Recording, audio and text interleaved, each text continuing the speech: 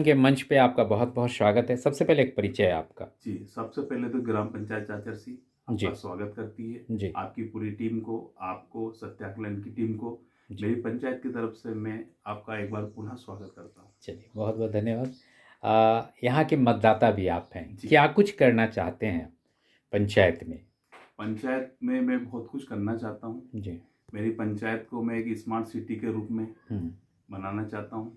हम्म। ये जैसे शहर, नगर पालिका, महानगर होते हैं, वैसे ही पंचायत को बनाना चाहता हूँ। जी। पंचायत में जो चीज़ें अभी तक हुई नहीं है, हम्म। जो विकास हुआ नहीं है, उन विकासों को पूरा करना चाहता हूँ। हम्म। मैं ऐसा करना चाहता हूँ कि जिस तरह जनता जनार्दन ने मुझे वोटों से, मेरे धर्मपत्नी को वोट से, इतने वोटों से चुनाव जिताया, क्योंकि मेरा एक परिवार आता है और यहाँ पे उस टाइम पे 1950 वोट आते थे, जिसमें 602 वोट से हम लोग चुनाव जीते हैं। जी। उस तरह जैसा मेरा चुनाव में इतिहास बना है, उसी तरह मैं पंचायत के गाँव के विकास के लिए इतिहास बनाना चाहता हूँ। और मैं ऐसा विकास बनाना चाहता हूँ कि मुझे कहीं ना कहीं सम्मानित मिले, राष्ट्रपति पुरस्कार मिले। ऐसे काम करूं मैं कि क्योंकि मुझे पुरस्कार नहीं चाहिए, पुरस्कार क्योंकि काम करूंगा तो मिलेगा, लेकिन उस ये बहाना मेरे माइंड में एक ऐसे लेके बैठा हूं मैं कि वो चीज मिले, तो जब काम अच्छे होंगे, काम अच्छे हों और आप पुरस्कृत हों। अभी तक क्या हुआ है, परिवर्तन क्या है आपके बाद, आने के बाद पंचायत अभी में? तक परिवर्तन जो अभी तो मेरे साथ क्या है कि पंचायत के अंदर ऐसे काम बचे हैं, पूर्व सरपंचों ने अच्छे अच्छे काम सभी निकाल दिए। जी। उन लोगों ने जो मतलब काम अभी होने के नहीं है, जिनमें लड़ाई झगड़े अतिक्रमण है, पूरे वही काम बचे हैं और उन्हीं कामों को मैं करने जा रहा हूँ और कर रहा हूँ। उसमें लड़ाई झगड़े बहुत सारी चीजें होती है, विचार विमर्श भी होता है, लेकिन जनता मानती नहीं है, क्योंकि जनता को 12-14 साल का थोड़ा सा माहौल ज्यादा स्लो हो गया था। जी। तो मैं उन कामों को कर रहा हूँ, क्योंकि पूरा काम, जितने भी विकास के काम हैं, वो सब उलझे हुए काम बचे हुए हैं हमारे पास। तो हम उलझे हुए काम को पूरी मेहनत से सुलझा रहे हैं, व्यक्तिगत बात करके सुलझाना चाह रहा है।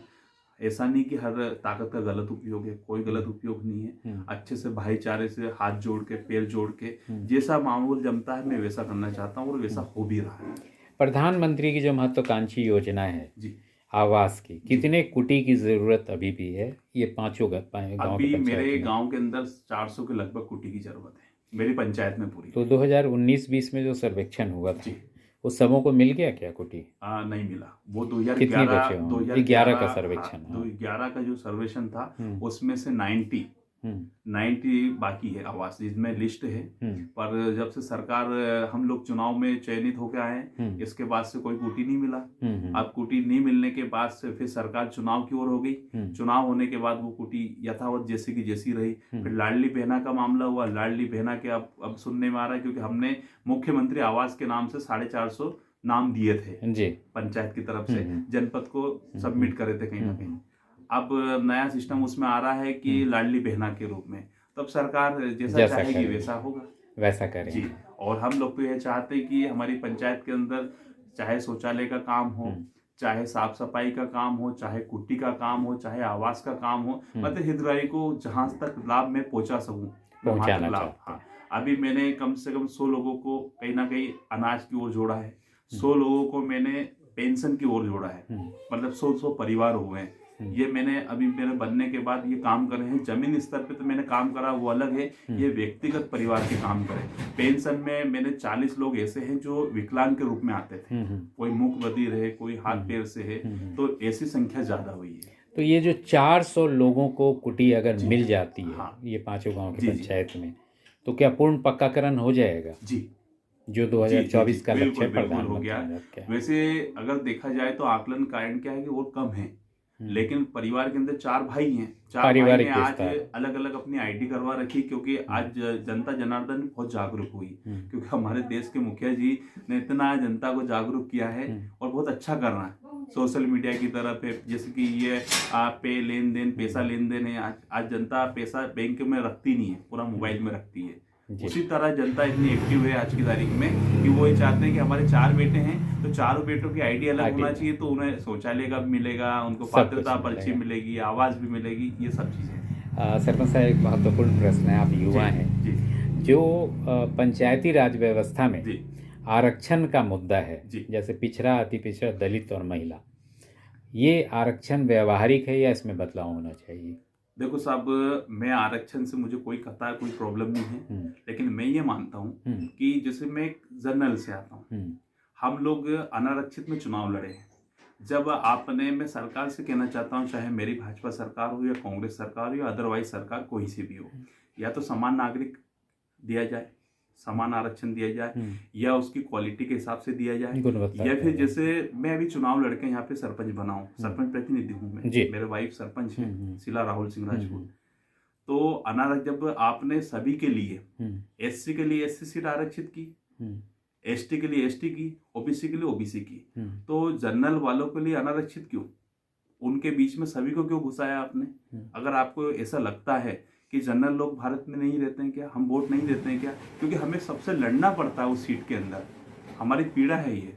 हम लोगों को जब चुनाव लड़ते हैं ना, तो उसमें सभी समाज के लोग फार्म भर लेते हैं, हम कैसे किसके क्या करते हैं। अगर आप जाए, क्योंकि जनरल वाले नहीं रहते हैं क्या भारत में? मैं दोनों जिसकी भी सरकार हो, मैं सबसे कहना चाहता हूँ, मेरी सरकार से भी कहना चाहता हूँ, जो सही है वो सही है। तो मैं सरकार से इस चीज़ के लिए भी निवेदन करता हूँ कि आप इस पर विचार विमर्श करें।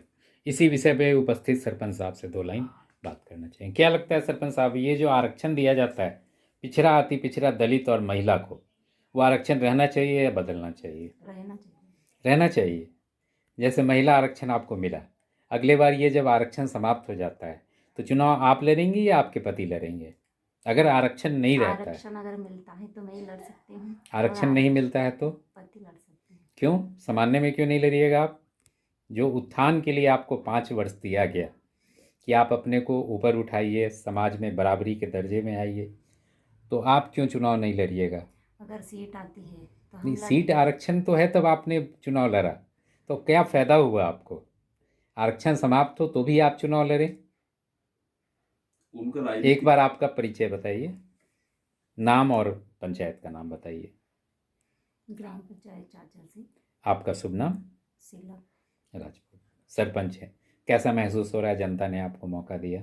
अच्छा महसूस हो रहा है। सरपंच साहब, अंत में एक लाइन में अगर बोलना पड़े, पंचायती राज व्यवस्था में आरक्षण रहना चाहिए या नहीं, हाँ या ना?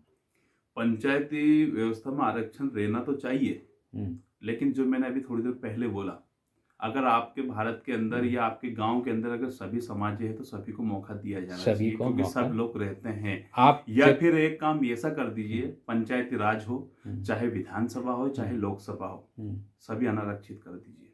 जिसमें ताकत होगी वो निकल के आएगा, मतलब काबिलियत के आधार पे। बस काबिलियत के आधार पे मैं तो ये कहता हूँ कि आरक्षण खत्म हो जाए, बस एक ही कर दीजिए। अंतिम प्रश्न रहेगा सभी के लिए, एक जिसमें ताकत होगी निकल के आएगा। एक अंतिम आपका पक्ष लेंगे कि अगर ये आरक्षण समाप्त होता है, सामान्य की श्रेणी में आपका पंचायत आता है अगली बार, तो चुनाव आप लड़ेंगे या आपकी पत्नी लड़ेंगी? जी, सर्वप्रथम तो मुझे मेरी वाइफ से कोई प्रॉब्लम नहीं है, क्योंकि वो मेरे धर्मपत्नी है, और आज मैं सरपंच हूँ, मतलब सरपंच प्रतिनिधि हूँ, तो मैं उन्हीं के नाम से हूँ। और दूसरी चीज ये है कि वो पहले गृहिणी भी हैं, सामाजिक कार्यकर्ता भी हैं, और मुझे अगर वो उस स्थिति में अगर चुनाव लड़ने की स्थिति बनी तो मुझे कोई दिक्कत नहीं, मेरे वाइफ भी लड़े तो। मतलब आप क्या चाहते हैं, आप लड़ेंगे या आपकी पत्नी लड़ेंगी? मैं समय की स्थिति को देखूंगा, समय की स्थिति क्या बनती है, क्योंकि राजनीति में भविष्य मुझे बनाना है जी, क्योंकि महिला को बहुत सारी समस्या होती है, घर की समस्या भी होती है परिपूर्ण, क्योंकि मुझे 15 वर्ष से चीज में हुआ,